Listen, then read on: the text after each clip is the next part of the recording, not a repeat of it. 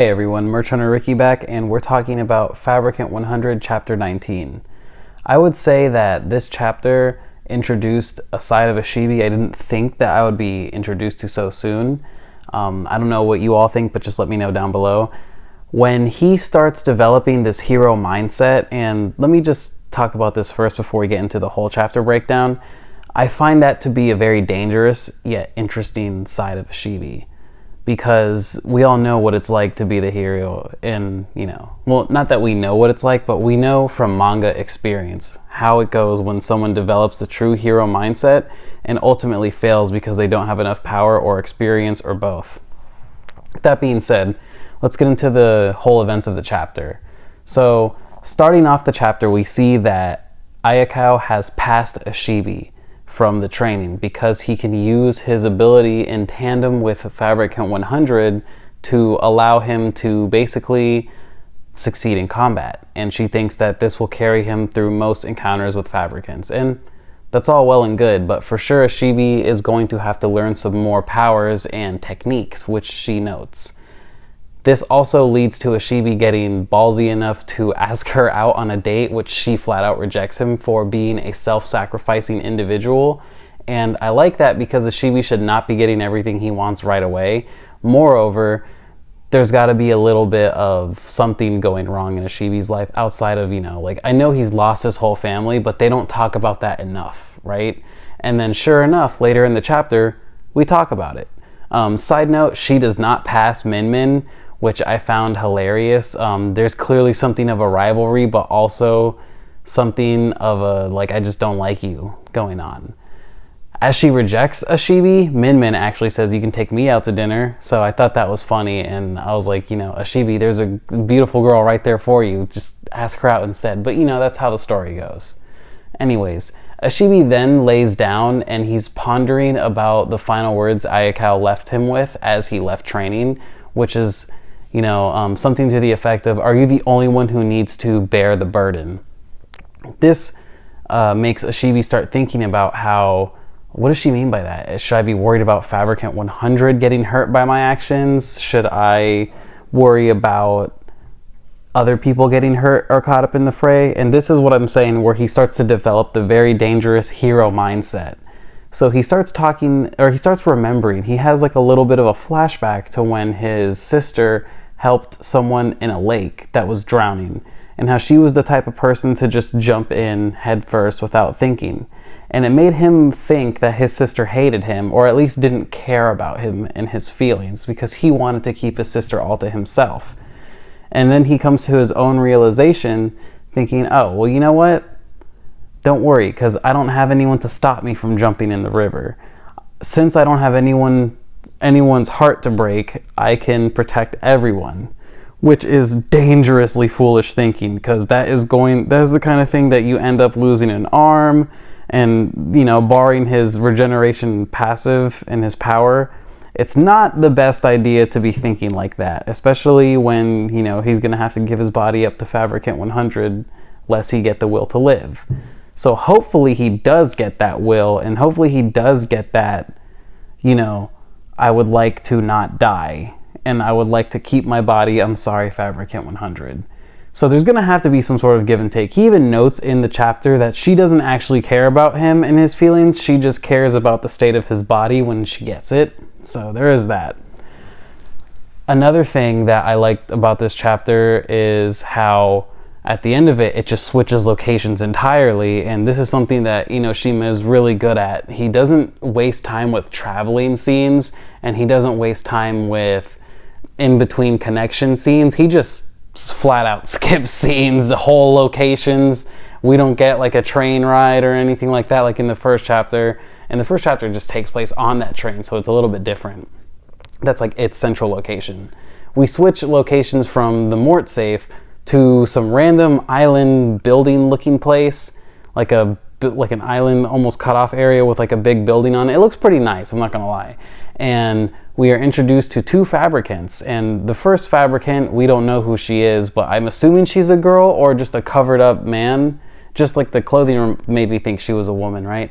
And this other guy who is just obsessing over tuna cans and how it's like a product of selective sampling, how like can each can actually be perfectly inspected.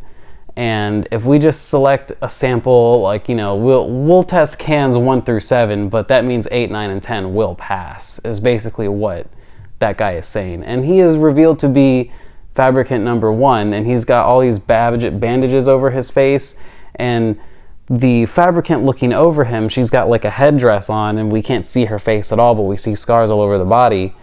She's like, hey, we're getting ready for tomorrow's harvest. So, you know, do what you will with your tuna cans, but remember, number 1, tomorrow is the harvest. So whatever that harvest is, that's going to be wild and insane, and I cannot wait to see what happens with that. Fabricant number 1, let's talk about him for a little bit. We were led to believe that he was bald and old is my guess. That's just what I had going on, right? And with all these bandages going along, and his face and the scars he has and where his wrist tattoo says number 1, it's making me wonder if he's recently sewn a lot of body parts onto himself, one of which being the straight up head of a younger person. And this harvest is mentioned straight up by number 1, not just any harvest. No.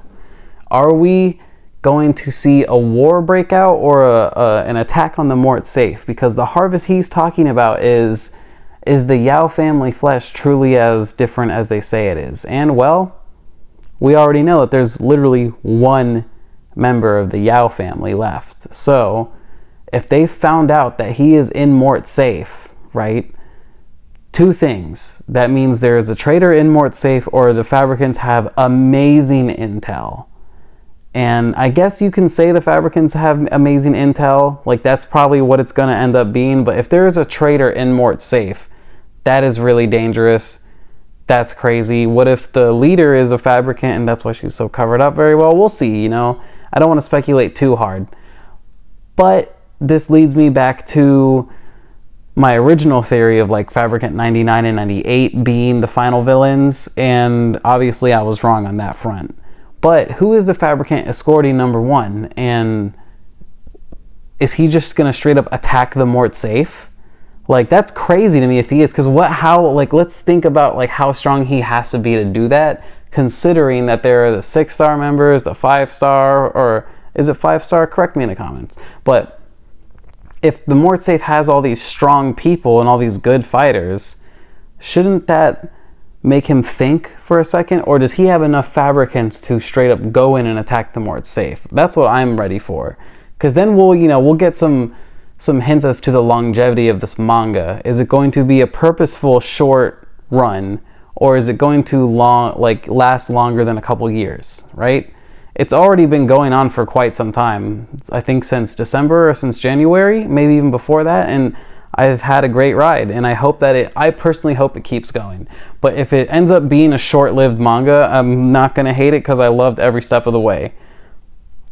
If Fabricant number 1 ends up being like a series-long villain, I will be ecstatic. I will be very happy for that. I think that's the best possible direction for this manga to go in, because although we've had, a couple Fabricants here and there last a couple chapters, they don't last any more than that. And that has been sort of a problem for people I've been trying to get to read the manga. They're like, I don't want to invest in a Villain of the Week manga. And that's fine. But at the end of the day, I really love this manga. And I think that it has a lot of potential. And a lot of the potential has already been met. And even if the fights aren't amazing and the power system hasn't been truly revealed yet, but we're getting there, I think that every step along the way, each manga passing with each week has gotten better and better. I love the quality of the art. I love the way the fights are choreographed. And I think that with this new level of human spark versus Fabricant bodybuilding, I guess you could say body stitching, we have 2 clashing power systems that honestly seem very similar to each other, but not at the same time, right?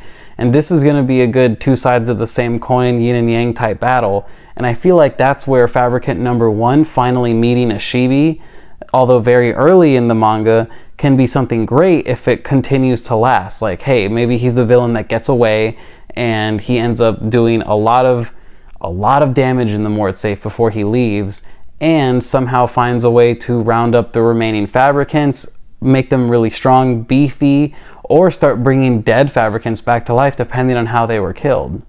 Or, you know, like, I didn't want this to happen, but maybe we're going to see it, is that he's going to start with a Fabricant 101, Fabricant 102, 103, and they'll be stronger than Fabricant 100, and they'll have the sewn body parts. So she won't even be able to contend with them without using a Shibi and help from the Mort safe. This leads a lot of questions, you know, none of which we can answer yet. Like, will Fabricant 100 ever be a villain? Will she stay on the good side for now, or will she actually turn good, have a face turned completely, and allow a Shibi to keep autonomy of his body, and then become an ally to the Mort safe? These are a lot of questions, but all in all, it's a fantastic chapter, especially the reveal of Fabricant 1 at the end. Beautiful stuff. I've been Merch Hunter Ricky, and I hope you all enjoyed the video. I had a long day today. If you can see in my community section what I mean by that. Make sure to like and subscribe, and leave a comment down below what you thought about this chapter, and have a good night, everyone.